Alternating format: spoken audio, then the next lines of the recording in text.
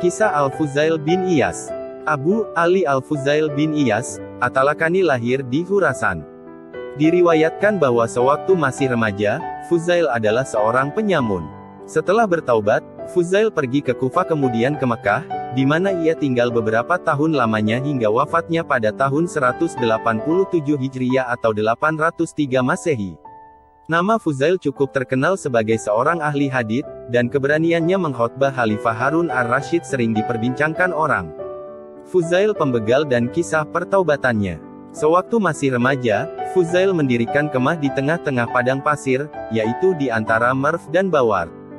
Jubahnya terbuat dari bahan kasar, topinya terbuat dari bulu domba, dan di lehernya senantiasa tergantung sebuah tasbih. Fuzail mempunyai banyak teman yang semuanya terdiri dari para pencuri dan pembegal. Siang dan malam mereka merampok, membunuh dan membawa hasil rampasan mereka kepada Fuzail karena ia adalah kepala mereka. Fuzail mengambil sesuatu yang disukainya, sesudah itu membagi-bagikan lebihan harta rampasan tersebut kepada semua sahabatnya. Ia selalu tanggap tentang sesuatu dan tak pernah alpa dari pertemuan-pertemuan mereka. Setiap anggota baru yang sekali saja tidak menghadiri pertemuan, Fuzail akan mengeluarkannya dari kelompok mereka. Suatu hari sebuah kafilah yang besar melewati daerah mereka. Fuzail dan sahabat-sahabatnya telah menanti-nantikan kedatangan kafilah tersebut. Di dalam rombongan itu ada seorang lelaki yang pernah mendengar desas-desus mengenai para perampok itu. Ketika ia melihat kawanan perampok itu dari kejauhan, ia pun berpikir, bagaimanakah ia harus menyembunyikan sekantong emas yang dimilikinya? Kantong emas ini akan kusembunyikan, ia berkata di dalam hati. Dengan demikian jika para perampok membegal rombongan, dan aku masih mempunyai modal untuk diandalkan. Ia menyimpang dari jalan raya. Kemudian ia melihat sebuah kemah dan di dekat kemah itu ada seorang yang wajah dan pakaiannya tampak sebagai seorang pertapa. Maka kantong emas itu pun lalu dititipkannya kepada orang itu yang sebenarnya adalah Fuzail sendiri. Taruhlah kantongmu itu di pojok kemahku, Fuzail berkata kepadanya. Lelaki itu melakukan seperti yang dikatakan Fuzail. Kemudian ia kembali ke rombongannya, tetapi ternyata mereka telah dibegal oleh kawanan Fuzail. Semua barang bawaan mereka telah dirampas sedang kaki dan tangan mereka diikat. Lelaki itu melepaskan ikatan sahabat-sahabat seperjalanannya. Setelah mengumpulkan harta benda mereka yang masih tersisa, menyingkirlah mereka dari tempat kejadian itu. Lelaki tadi kembali ke kemah Fuzail untuk mengambil kantong emasnya. Ia melihat Fuzail sedang berkerumun dengan kawanan perampok dan membagi-bagikan hasil rampasan mereka. Celaka, ternyata aku telah menitipkan kantong emasku kepada seorang maling, lelaki itu mengeluh. Tetapi Fuzail yang dari kejauhan melihatnya, memanggilnya dan ia pun datang menghampiri. Apakah yang engkau kehendaki? Lelaki itu bertanya kepada Fuzail. Ambillah barangmu dari tempat tadi dan setelah itu tinggalkanlah tempat ini. Lelaki itu segera berlari ke kemah Fuzail, mengambil kantong emas dan meninggalkan tempat itu. Dengan keheran-heranan teman-teman Fuzail berkata, dari seluruh kafilah itu kita tidak mendapatkan 1 dirham pun di dalam bentuk tunai, tetapi mengapa engkau mengembalikan 10.000 dirham itu kepadanya? Fuzail menjawab, ia telah mempercayaiku seperti aku mempercayai Allah akan menerima taubatku nanti. Aku hargai kepercayaannya itu agar Allah menghargai kepercayaanku pula. Pada hari yang lain mereka membegal kafilah pula dan merampas harta benda mereka. Ketika kawanan Fuzail sedang makan, seorang anggota kafilah itu datang menghampiri mereka dan bertanya, siapakah pemimpin kalian? Kawanan perampok itu menjawab, ia tidak ada di sini, ia sedang sholat di balik pohon yang terletak di pinggir sungai itu. Tetapi sekarang ini belum waktunya untuk sholat, lelaki itu berkata. Ia sedang melakukan sholat sunat, salah seorang di antara pembegal-pembegal itu menjelaskan. Dan ia tidak makan bersama-sama dengan kalian, lelaki itu melanjutkan. Ia sedang berpuasa, jawab salah seorang. Tetapi sekarang ini bukan bulan Ramadan. Ia sedang berpuasa sunat. Dengan sangat heran lelaki tadi menghampiri Fuzail yang sedang khusyuk di dalam sholatnya. Setelah selesai berkatalah ia kepada Fuzail. Ada sebuah peribahasa yang mengatakan, hal-hal yang bertentangan tidak dapat dipersatukan. Bagaimanakah mungkin seseorang berpuasa, merampok, sholat dan membunuh orang muslim pada waktu yang bersamaan? Apakah engkau memahami Al-Quran? Fuzail bertanya kepadanya. Ya, jawab lelaki itu. Tidakkah Allah yang Maha Kuasa berkata, orang-orang lain telah mengakui dosa-dosa mereka dan mencampur adukan perbuatan-perbuatan yang baik dengan perbuatan-perbuatan yang aniaya. Lelaki itu terdiam tidak dapat berkata apa-apa. Orang-orang mengatakan bahwa pada dasarnya Fuzail adalah seorang yang berjiwa satria dan berhati mulia. Apabila di dalam sebuah kafilah terdapat seorang wanita, maka barang-barang wanita itu tidak akan diusiknya. Begitu pula harta benda orang-orang miskin tidak akan dirampas Fuzail. Untuk setiap korbannya, ia selalu meninggalkan sebagian dari harta bendanya yang dirampas. Sebenarnya, semua kecenderungan Fuzail tertuju kepada perbuatan yang baik. Pada awal petualangannya, Fuzail tergila-gila kepada wanita. Fuzail selalu menghadiahkan hasil rampasannya kepada wanita kekasihnya itu.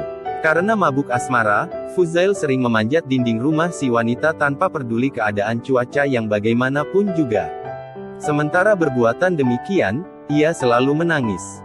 Suatu malam ketika ia sedang memanjat rumah kekasihnya itu lewatlah sebuah kafilah dan di antara mereka ada yang sedang membacakan ayat-ayat Al-Quran. Terdengarlah oleh Fuzail ayat yang berbunyi, belum tibakah saatnya hati orang-orang yang percaya merendah untuk mengingat Allah.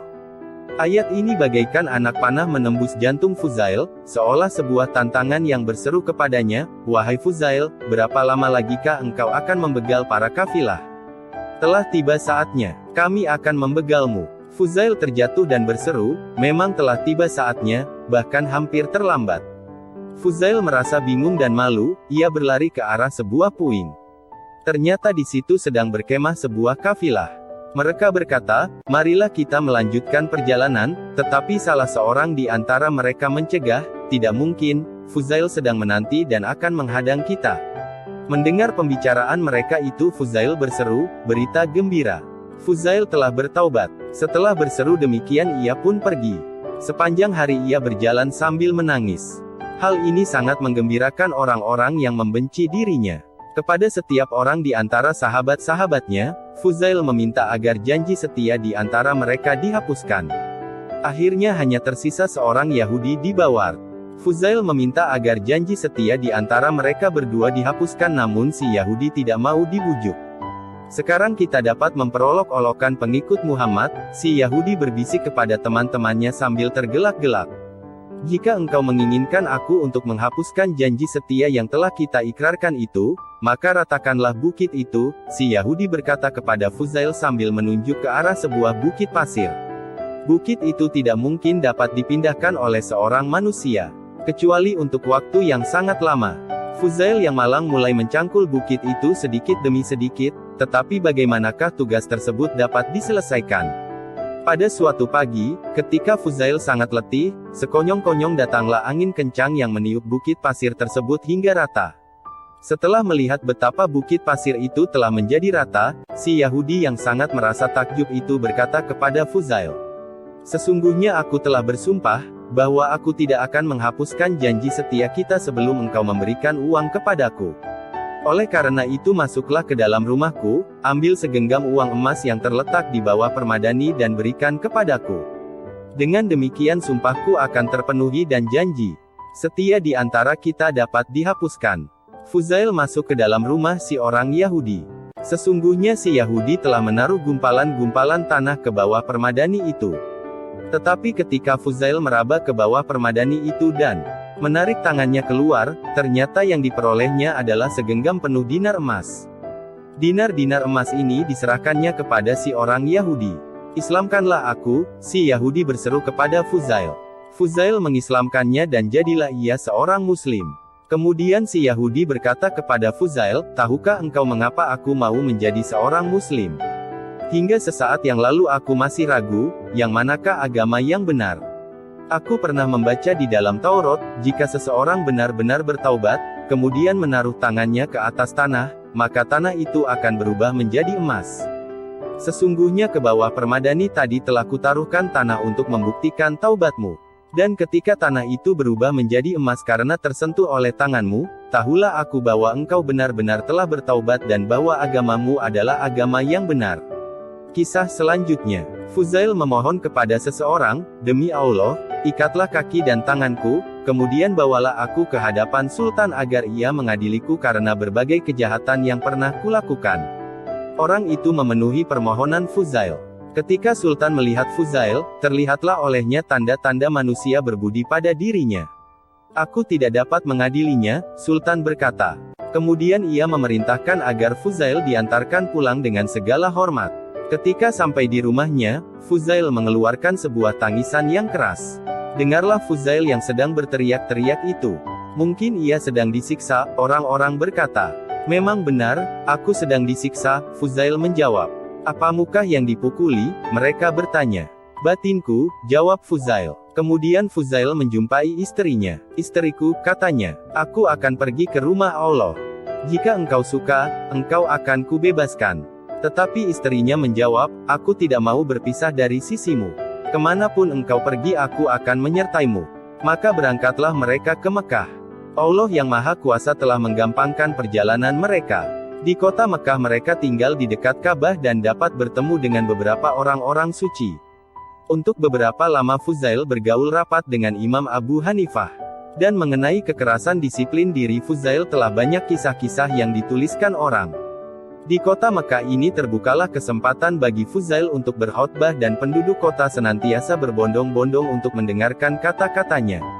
Nama Fuzail segera menjadi buah bibir di seluruh pelosok dunia, sehingga sanak keluarganya meninggalkan Bafat, menuju Mekah untuk menemuinya. Mereka mengetuk pintu rumah Fuzail namun Fuzail tidak menjawab. Mereka tidak mau meninggalkan tempat itu, maka naiklah Fuzail ke atap rumahnya dan dari sana ia berseru kepada mereka. Wahai penganggur-penganggur, semoga Allah memberikan pekerjaan kepada kalian. Berkali-kali Fuzail mengucapkan kata-kata pedas seperti itu sehingga semua sanak keluarganya menangis dan lupa diri. Akhirnya karena putus asa untuk dapat bercengkerama dengan Fuzail, mereka pun meninggalkan tempat itu. Fuzail masih tetap di atas atap dan tidak mau membukakan pintu rumahnya. Gimana tanggapan Anda tentang kisah ini? Oh ya, jangan lupa subscribe dan ketuk loncengnya, agar bisa mengikuti kisah-kisah update terbaru. Mudah-mudahan bisa menghidupkan hati yang mati dan menumbuh suburkan semangat untuk ibadah. Amin ya Allah.